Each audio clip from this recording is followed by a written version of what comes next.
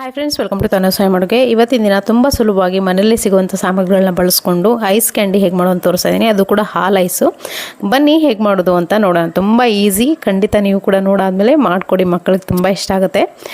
ಜಾಸ್ತಿ ಹಾಲು ಕೂಡ ಬೇಕಾಗಿಲ್ಲ. ಇಲ್ಲಿ ನೋಡಿ, ಒಂದೇ ಒಂದು ಗ್ಲಾಸ್ ಹಾಲಿದ್ರೆ ಸಾಕು. ಒಂದು ಗ್ಲಾಸ್ ಆಗೋಷ್ಟು ಹಾಲಿಗೆ ಅರ್ಧ ಕಪ್ ಆಗೋಷ್ಟು ನೀರನ್ನು ಮಿಕ್ಸ್ ಮಾಡ್ಕೊಂಡಿದ್ದೀನಿ. ನಾನಿಲ್ಲಿ ನೋಡ್ತಿರ್ಬೋದು.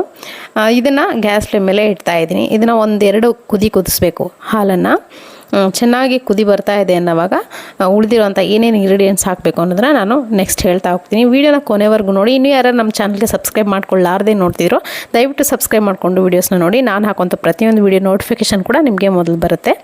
ಇವಾಗ ನೋಡಿ, ಕುದೀತಾ ಇದೆ. ಇನ್ನೇನು ಕುದೀತಾ ಇದೆ ಅನ್ನೋವಾಗ ಸಕ್ಕರೆ ಹಾಕ್ಕೊಳ್ತಾ ಇದ್ದೀನಿ. ಒಂದು 2 ಟೇಬಲ್ ಸ್ಪೂನ್ ಆಗೋಷ್ಟು ಸಕ್ಕರೆ, ಅಥವಾ ರುಚಿಗೆ ಎಷ್ಟು ಬೇಕಷ್ಟು ನೋಡಿಕೊಂಡು. ಸ್ವೀಟು ಜಾಸ್ತಿ ಇಷ್ಟ ಇದ್ದರೆ ಜಾಸ್ತಿ ಹಾಕ್ಕೋಬೋದು. ನಾನು ಒಂದು 2 ಟೇಬಲ್ ಸ್ಪೂನ್ ಅಷ್ಟು ಹಾಕ್ಕೊಂಡಿದ್ದೀನಿ, ನೋಡ್ತಿರ್ಬೋದು. ಹಾಕ್ಕೊಂಡು ಚೆನ್ನಾಗಿ ಕರಗಿಸ್ಕೊಳ್ತಾ ಈ ಥರ ಸ್ಪೂನಿಂದ ಮಿಕ್ಸ್ ಮಾಡಬೇಕು. ಇಲ್ಲಾಂದರೆ ಕೆನೆ ಕಟ್ಕೊಂಡ್ಬಿಡುತ್ತೆ. ಹಾಗಾಗಿ ಸ್ವಲ್ಪ ಮಿಕ್ಸ್ ಮಾಡ್ತಾನೆ ಇದನ್ನು ಕುದಿಸ್ಕೋಬೇಕು.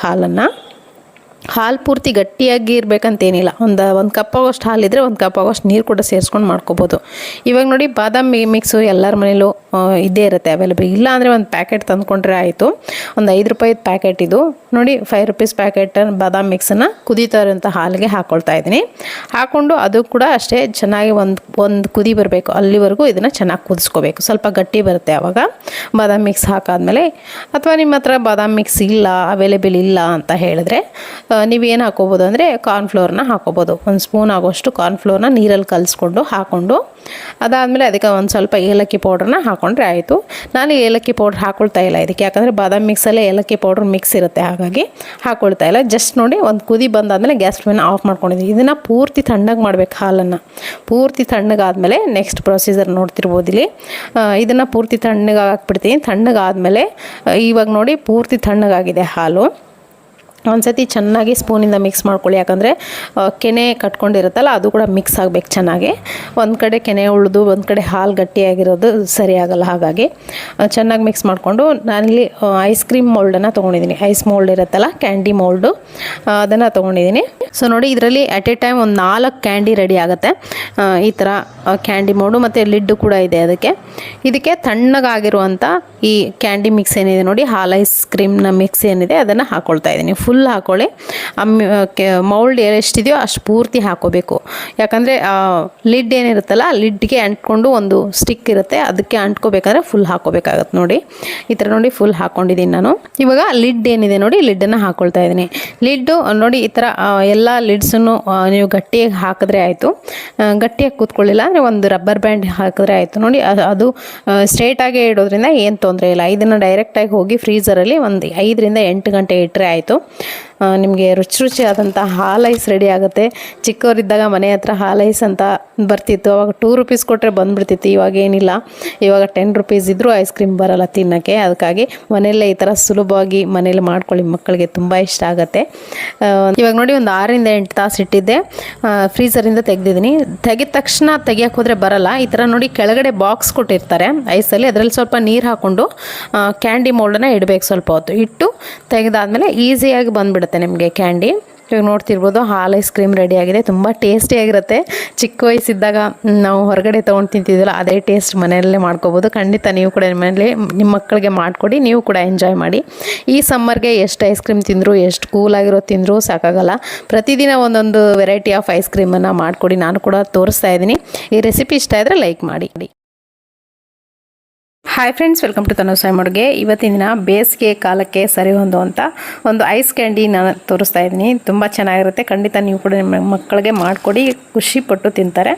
ಸೊ ನೋಡಿ, ನಾನಿಲ್ಲಿ ಇವಾಗ ಬೇಸಿಗೆ ಕಾಲ ಅಂದರೆ ಕಲ್ಲಂಗಡಿ ತಂದಿರ್ತೀರ, ವಾಟರ್ ಮಿಲನ್ನ ನೋಡಿ, ಅದರಲ್ಲಿ ಅರ್ಧ ಭಾಗದಷ್ಟು ನಾನು ವಾಟರ್ ಮಿಲನ್ನ ಬೀಜ ಎಲ್ಲ ತೆಗೆದು ಇಟ್ಕೊಂಡಿದ್ದೀನಿ. ಒಂದು ಬೌಲ್ ಆಗೋಷ್ಟು ವಾಟರ್ ಮಿಲನ್ ಇದ್ದರೆ ಸಾಕು. ಇದನ್ನು ಒಂದು ಗ್ರೈಂಡರ್ ಜಾರ್ಗೆ ಹಾಕ್ಕೊಳ್ತಾ ಇದ್ದೀನಿ. ನೋಡ್ತಿರ್ಬೋದು ನೀವು ನಾರ್ಮಲಾಗಿ ವಾಟರ್ ಮಿಲನ್ ಅಂತಂದಾಗ ಈಗ ಸದ್ಯಕ್ಕೆ ಅಷ್ಟೊಂದು ಸ್ವೀಟ್ ಬರ್ತಾ ಇಲ್ಲ. ಕೆಲವೊಂದು ಸ್ವೀಟ್ ಇರುತ್ತೆ, ಕೆಲವೊಂದು ಸ್ವೀಟ್ ಇರಲ್ಲ. ಸ್ವೀಟ್ ಇಲ್ಲದೆ ಇರೋವಾಗ ನೀವು ಸ್ವಲ್ಪ ಸಕ್ಕರೆಯನ್ನು ಹಾಕಬೇಕಾಗತ್ತೆ. ಇಲ್ಲ ಅಂದರೆ ಸ್ವೀಟ್ ಇದ್ದರೆ ಸಕ್ಕರೆ ಸ್ಕಿಪ್ ಮಾಡಿ. ನಾನಿಲ್ಲಿ ಬ್ಲ್ಯಾಕ್ ಸಾಲ್ಟನ್ನು ಹಾಕ್ಕೊಂಡಿದ್ದೀನಿ, ಹಾಗೆಯೇ ಚಾಟ್ ಮಸಾಲ ಹಾಕ್ಕೊಂಡಿದ್ದೀನಿ. ಜೊತೆಗೆ ಒಂದು 3 ಟೀ ಸ್ಪೂನ್ ಆಗೋಷ್ಟು ಸಕ್ಕರೆ ಕೂಡ ಸೇರಿಸ್ಕೊಂಡಿದ್ದೀನಿ. ಯಾಕಂದರೆ ಸ್ವಲ್ಪ ಸಕ್ಕರೆ ಸಿಹಿ ಕಡಿಮೆ ಇತ್ತು. ಇದು ಸಿಹಿ ಇರೋದಾದರೆ ಹಾಗೆಯೇ ರುಬ್ಬೋದು.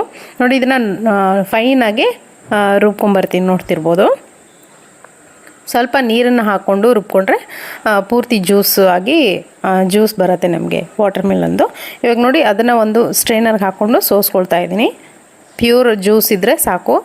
ಈ ಪಲ್ಪ್ ಏನಿದೆ ನೋಡಿ, ಇದನ್ನ ಪಲ್ಪನ್ನು ನಾನಿಲ್ಲಿ ಯಾವುದೇ ರೀತಿ ಬೇರೆ ಥರ ಯೂಸ್ ಮಾಡ್ತಾ ಇಲ್ಲ. ಇದನ್ನು ನೋಡಿ ಅದರಲ್ಲಿರುವಂಥ ಜ್ಯೂಸ್ ನಮಗೆ ಸಿಕ್ಕಿದೆ. ಇವಾಗ ಈ ಜ್ಯೂಸನ್ನು ನೀವು ಹಾಗೆ ಜ್ಯೂಸ್ ಆಗಿ ಕೂಡ ನೀವು ಕುಡಿಬೋದು. ಹಾಗೆಯೇ ಸ್ವಲ್ಪ ಫ್ರಿಜ್ಜಲ್ಲಿ ಇಟ್ಕೊಂಡು ತಣ್ಣಗೆ ಮಾಡಿಕೊಂಡು ಅಥವಾ ಇದಕ್ಕೇ ಐಸ್ ಕ್ಯೂಬನ್ನು ಹಾಕ್ಕೊಂಡು ತಣ್ಣಗೆ ನೀವು ಕುಡಿಬೋದು. ತುಂಬ ಚೆನ್ನಾಗಿರುತ್ತೆ ಟೇಸ್ಟು.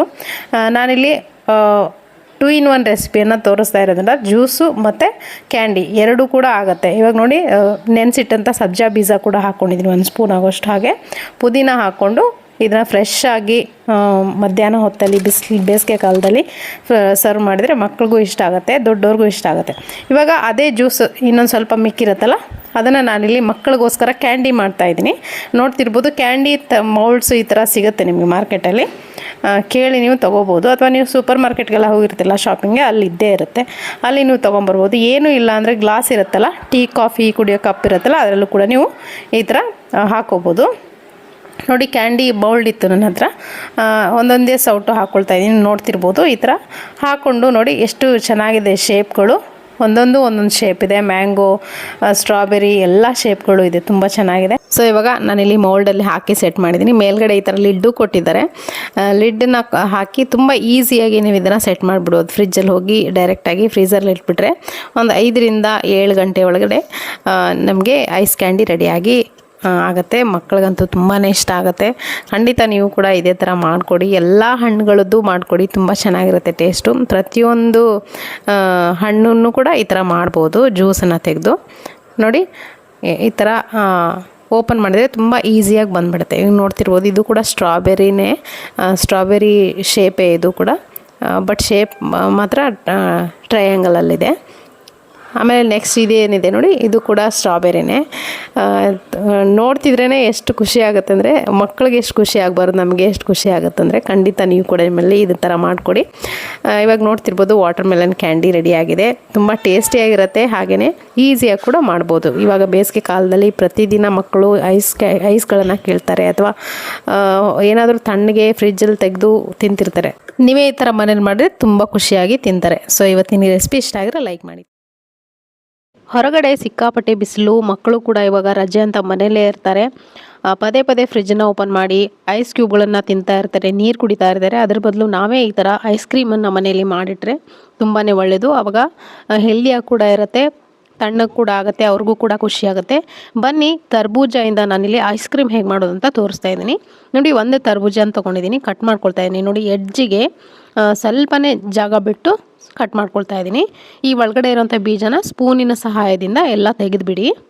ನೋಡಿ ಈ ಥರ ತೆಗೆದುಕೊಳ್ತಾ ಇದ್ದೀನಿ. ನೀವು ಬೇಕಿದ್ರೆ ಚಾಕುವಿಂದ ಕೂಡ ತೆಗಿಬೋದು ಬೀಜನ. ಸ್ಪೂನಿಂದನೇ ತುಂಬ ಕಂಫರ್ಟೇಬಲ್ ಆಗಿ ತೆಗಿಬೋದು. ನೋಡಿ ಪೂರ್ತಿಯಾಗಿ ಬೀಜ ಎಲ್ಲ ತೆಗೆದಿದ್ದೀನಿ. ಇವಾಗ ಈ ಒಳಗಡೆ ಇರುವಂಥ ಹಣ್ಣು ಏನಿದೆ ನೋಡಿ, ಅದೊಂದು ಎಲ್ಲವನ್ನು ತಗೊಳ್ತಾ ಇದ್ದೀನಿ ನಾನು. ಪಲ್ಪು ತರ್ಬೂಜ ಹಣ್ಣಿನ ಪಲ್ಪ್ ತೊಗೊಳ್ತಾ ಇದ್ದೀನಿ. ಇದೆಲ್ಲವನ್ನು ಸ್ಪೂನಿನ ಸಹಾಯದಿಂದಲೇ ತೊಗೊಳ್ಳಿ, ಯಾಕಂದರೆ ಈ ಚಾಕುವಿಂದ ಇದನ್ನು ಅಷ್ಟು ಈಸಿಯಾಗಿ ತೊಗೊಳಕ್ಕಾಗಲ್ಲ. ಚಾಕುವಿಂದ ತೊಗೊಳ್ಬೇಕು ಅಂದರೆ ಪೂರ್ತಿ ಕಟ್ಟಾಗಿಬಿಡುತ್ತೆ ಹಣ್ಣು.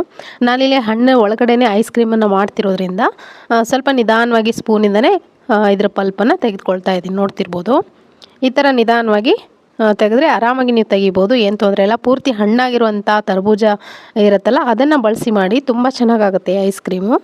ನೋಡಿ ಎಲ್ಲ ಪಲ್ಪನ್ನು ತೆಗೆದಿಟ್ಕೊಂಡಿದ್ದೀನಿ. ನೋಡಿ ಹಣ್ಣಿನ ಒಳಗಡೆ ಎಲ್ಲ ಖಾಲಿ ಇದೆ.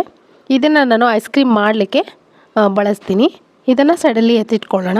ಇದನ್ನು ಯಾವಾಗ ಬಳಸಬೇಕು ಅನ್ನೋದನ್ನು ನಾನು ವೀಡಿಯೋನಲ್ಲಿ ಹೇಳ್ತಾ ಹೋಗ್ತೀನಿ. ವೀಡಿಯೋನ ಕೊನೆವರೆಗೂ ನೋಡಿ. ನೀವು ಕೂಡ ನಿಮ್ಮಲ್ಲಿ ತರಬೂಜ ಐಸ್ ಕ್ರೀಮ್ ಮಾಡ್ಕೊಳ್ಳಿ ತುಂಬ ಈಸಿಯಾಗಿ. ನೋಡಿ ಇವಾಗ ತೆಗೆದುಕೊಂಡಂಥ ತರಬೂಜ ಹಣ್ಣಿನ ಪಲ್ಪ್ ಏನಿದೆ ಅದನ್ನು ನಾನು ಮಿಕ್ಸರ್ ಜಾರ್ಗೆ ಹಾಕ್ಕೊಳ್ತಾ ಇದ್ದೀನಿ.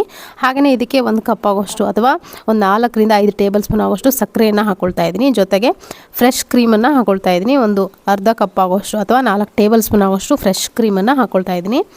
ನಿಮ್ಮ ಮನೇಲಿ ಇದ್ದರೆ ಫ್ರೆಶ್ ಕ್ರೀಮ್ ಹಾಕ್ಕೊಳ್ಳಿ, ಇಲ್ಲಾಂದರೆ ಗಟ್ಟಿ ಹಾಲು ಬರುತ್ತಲ್ಲ, ಫುಲ್ ಫ್ಯಾಟ್ ಮಿಲ್ಕ್ ಅಂತ ಏನು ಕರಿತೀವಿ, ಆ ಮಿಲ್ಕನ್ನು ನೀವು ಬಳಸ್ಬೋದು. ಕೆನೆ ಸಹಿತ ಬಳಸಿ. ಕೆನೆ ಸಹಿತವಾಗಿ ಒಂದು ಅರ್ಧ ಕಪ್ ಆಗೋಷ್ಟು ಹಾಲು ಹಾಕ್ಕೊಂಡು ರುಬ್ಕೋಬೋದು. ನಾನಿಲ್ಲಿ ಫ್ರೆಶ್ ಕ್ರೀಮ್ ಹಾಕ್ಕೊಂಡು ನೋಡಿ ನುಣ್ಣಗೆ ಒಂದು 5 ನಿಮಿಷ ಬಿಡ್ದಂಗೆ ಮಿಕ್ಸರ್ ಜಾರ್ನ ತಿರುಗಿಸಿದ್ದೀನಿ. ಆವಾಗ ಚೆನ್ನಾಗಿ ಫುಲ್ಲು ಸಣ್ಣವಾಗಿ ನುಣ್ಣಗೆ ರುಬ್ಬಿರುತ್ತೆ. ಹಾಗೆ ಒಂಥರ ನೊರೆ ಬಂದಿರುತ್ತಲ್ಲ, ಆವಾಗ ಐಸ್ ಕ್ರೀಮ್ ಚೆನ್ನಾಗಿ ಕಟ್ಕೊಳ್ಳುತ್ತೆ. ಹಾಗಾಗಿ ಇವಾಗ ಇದನ್ನು ನೋಡಿ ಆವಾಗಲೇ ಹಣ್ಣನ್ನು ಕಟ್ ಮಾಡಿ ಇಟ್ಟಿದ್ವಲ್ಲ, ಆ ಹಣ್ಣಿನ ಒಳಗಡೆನೆ ಹಾಕಿ ಮುಚ್ಚಳವನ್ನು ಮುಚ್ಚಿ ಅದ್ರ ಮುಚ್ಚಳ ಮುಚ್ಚಿ ನಾನಿಲ್ಲಿ ಫ್ರೀಝರಲ್ಲಿ ಇಡ್ತಾಯಿದ್ದೀನಿ. ನೋಡಿ ಒಂದು 6 ರಿಂದ 8 ಗಂಟೆ ಬೇಕು ಈ ಐಸ್ ಆಗೋಕ್ಕೆ.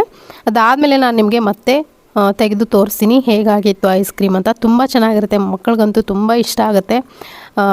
ಮಜಾ ಕೂಡ ಬರುತ್ತೆ ಮಕ್ಕಳಿಗೆ. ಮನೆಯಲ್ಲಿ ಐಸ್ ಕ್ರೀಮ್ ಮಾಡಿಕೊಟ್ರೆ ಒಂಥರ ಖುಷಿ ಪಡ್ತಾರೆ ಮಕ್ಕಳು. ಖಂಡಿತ ನೀವು ಕೂಡ ನಿಮ್ಮಲ್ಲಿ ಐಸ್ ಕ್ರೀಮ್ಗಳನ್ನು ಮಾಡಿಕೊಡಿ. ನಾನು ಕೂಡ ಐಸ್ ಕ್ರೀಮ್ ರೆಸಿಪಿಗಳನ್ನ ಆದಷ್ಟು ಇನ್ಮೇಲೆ ಹಾಕ್ತಾ ಹೋಗ್ತೀನಿ.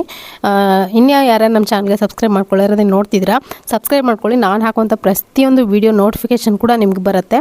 ನಾನಿಲ್ಲಿ ನೋಡಿ ನೆಕ್ಸ್ಟ್ ಡೇನೇ ನಾನು ತೆಗಿತಾ ಇದ್ದೀನಿ. ನೆಕ್ಸ್ಟ್ ಡೇ ಮಧ್ಯಾಹ್ನ ಹೊತ್ತು ನಾನಿಲ್ಲಿ ತೆಗಿತಾ ಇದ್ದೀನಿ. ಇದನ್ನು ತೆಗೆದು ನೋಡಿ, ಈ ಥರ ಮೇಲ್ಗಡೆ ಸಿಪ್ಪೆ ಏನಿರುತ್ತೆ ನೋಡಿ ತರ್ಬೂಜ ಹಣ್ಣಿಂದು, ಅದನ್ನು ಈಸಿಯಾಗಿ ತೆಕ್ಕೋಬೋದು ನೀವು. ಯಾಕಂದರೆ ಗಟ್ಟಿಯಾಗಿರುತ್ತಲ್ಲ ಸ್ವಲ್ಪ, ಆವಾಗ ಈಸಿಯಾಗಿ ತೆಕ್ಕೋಬೋದು. ತೆಕ್ಕೊಂಡು ಸ್ವಲ್ಪ ನಾರ್ಮಲ್ ವಾಟರ್ ಇರುತ್ತಲ್ಲ, ರೂಮ್ ಟೆಂಪ್ರೇಚರ್ ವಾಟ್ರ್, ಆ ವಾಟ್ರಲ್ಲಿ ಸ್ವಲ್ಪ ಹಣ್ಣನ್ನು ಇಟ್ಬಿಟ್ಟು ಈ ಥರ ಆಮೇಲೆ ಒಂದು 2 ನಿಮಿಷ ಇಟ್ಬಿಟ್ಟು ಆಮೇಲೆ ಈ ಥರ ಕಟ್ ಮಾಡಿದ್ರೆ ತುಂಬ ಈಸಿಯಾಗಿ ಕಟ್ ಆಗುತ್ತೆ. ಒಳಗಡೆ ಐಸ್ ಕ್ರೀಮ್ ನೋಡ್ತಿರ್ಬೋದು ಯಾವ ರೀತಿ ಗಟ್ಟಿಯಾಗಿದೆ ಅಂತ. ಈ ಥರ ಒಂದು 2-2 ಇಂಚಿನ ಅಂತರದಲ್ಲಿ ಒಂದು 3 ಪೀಸ್ಗಳಾಗುತ್ತೆ, ಒಂದು 3 ರಿಂದ 4 ಪೀಸ್ಗಳಾಗುತ್ತೆ. ನಿಮ್ಮ ಹಣ್ಣು ಎಷ್ಟು ದೊಡ್ಡದಿದೆ ಅನ್ನೋದರಲ್ಲಿ ಡಿಪೆಂಡ್ ಆಗುತ್ತೆ. ನಾನಲ್ಲಿ ಒಂದು 3 ರಿಂದ 4 ಪೀಸಾಗಿ ಕಟ್ ಮಾಡ್ಕೊಂಡಿದ್ದೀನಿ. ಸ್ವಲ್ಪ ದಪ್ಪವಾಗೆ ಕಟ್ ಮಾಡ್ಕೋಬೇಕು, ಯಾಕಂದರೆ ಅಷ್ಟು ತೆಳುವಾಗಿ ಕಟ್ ಮಾಡ್ಕೊಳಕ್ಕಾಗಲ್ಲ, ಐಸ್ ಕ್ರೀಮ್ ಕೂಡ ಇರುತ್ತಲ್ಲ. ಹಾಗಾಗಿ ಇದನ್ನು ಕೂಡ 4 ಪೀಸಾಗಿ ಕಟ್ ಮಾಡ್ಕೊಂಡಿದ್ದೀನಿ ನಾನು. ನೀವು ನೋಡ್ತಿರ್ಬೋದು ಇಲ್ಲಿ. ಸೊ ನೋಡಿ, ಇವಾಗ ತಣ್ಣಗೆ ತುಂಬ ಚೆನ್ನಾಗಿ ಐಸ್ ಕ್ರೀಮ್ ರೆಡಿಯಾಗಿದೆ. ಬೇಕಿದ್ರೆ ನೀವು ಐಸ್ ಕ್ರೀಮ್ ಇದೇ ಥರ ತಿನ್ಬೋದು. ಹಣ್ಣು ಸಿಗುತ್ತೆ, ಐಸ್ ಕ್ರೀಮು ಸಿಗುತ್ತೆ ತಿನ್ನೋಕ್ಕೆ. ಇಲ್ಲಾಂದರೆ ಇದರಿಂದ ಜ್ಯೂಸ್ ಕೂಡ ಮಾಡ್ಕೊಂಡು ಕುಡಿಬೋದು, ತುಂಬ ಚೆನ್ನಾಗಿರುತ್ತೆ. ಮಿಲ್ಕ್ ಶೇಕ್ ಕೂಡ ಮಾಡಿಕೊಂಡು ಕುಡಿಬೋದು. ಸೊ ನೋಡಿದ್ರಲ್ಲ, ಸೂಪರ್ ಟೇಸ್ಟಿಯಾಗಿರುವಂಥ ಕರ್ಬೂಜ ಐಸ್ ಕ್ರೀಮ್ ಹೇಗೆ ಮಾಡೋದು ಅಂತ.